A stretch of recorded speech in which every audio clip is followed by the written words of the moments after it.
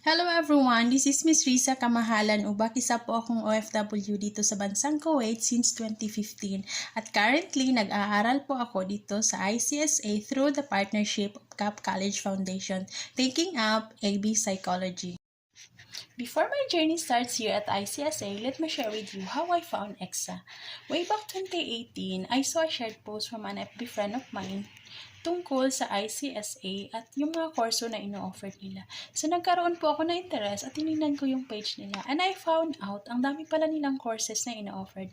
Like short-skilled courses at saka meron din sila mga degree courses. But at that moment, nagkaroon po ako ng hesitation na magpaalam sa aking mga amo.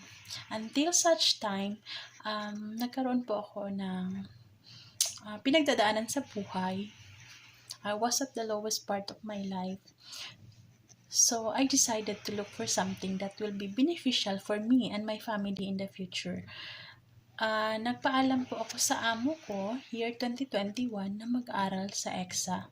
At thankfully, pumayag po sila. Nag-enroll ako sa course ng Computer Secretarial course. Yes po, nagtapos ako dito ng ComSec. At dito ko lang din po natutunan kung paano gumawa ng CV, paano gamitin yung PowerPoint, and so on. Ang dami ko po natutunan dito sa tulong po ng aking instructor na si Mr. Ryan. After ko pong matapos yung ComSec is nag-enroll po ako ng AB Psychology.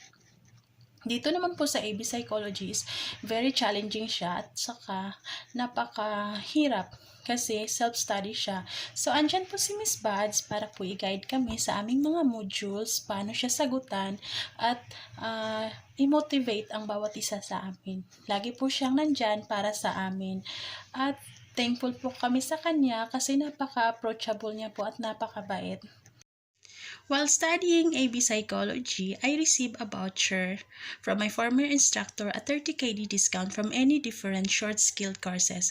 So, before the deadline, I enrolled Office Management. Yes po, nagtapos po ako dito sa EXA ng Office Management course at dito ko po natutunan kung paano gumawa ng business proposal, how to handle customers, paano mag-work sa office at marami pang iba sa tulong ng aking instructor na si Miss Jessica Minerva Sintos. At dito rin po sa ICSA is naranasan ko pong maging isang champion sa liriko ng buhay ko way back 2021 at first time ko pong makatanggap ng parangal at nagkaroon ng trophy. So, it helps me boost my confidence kasi I'm a shy type person. So, sa ngayon po is currently nag-aaral pa rin po ako ng AB Psychology. Sabihin man ng iba na malayo pa, pero para sa akin malayo na. Sana po na-inspire kayo sa aking maikling kwento dito sa kwentong ICSA. I highly recommend this institution to everyone. Sana po, wag tayong hanggang sana all na lang kasi opportunity knocks once in our life. So grab it now or regret it later on. Thank you and God bless everyone.